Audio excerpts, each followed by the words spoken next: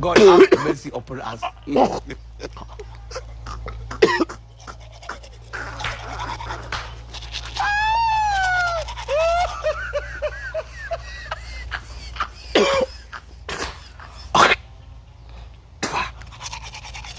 Ma, gị kpatara mgbe ọbụla ị na-achụ ize ọ na-achọ ntọdugo ị na-akwa ụkwara ịma ha na ọ bụrụ na ị na-achụ ize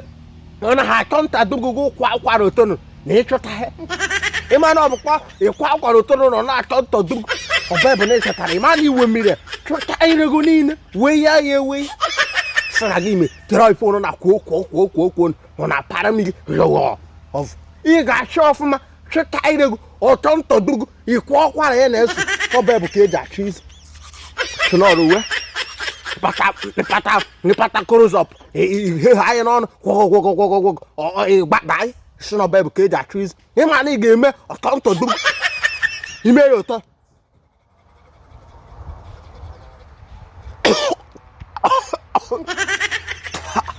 ọbẹ kabọkarị ha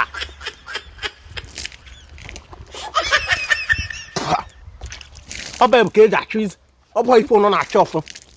ọbọ ife ụnụ na-achọ ọfụ ọ na-achụ ka ire unu gaye ya agaghị wee ya ewe ya ọbẹ bụ ka eji achụ God ize have mercy upon us.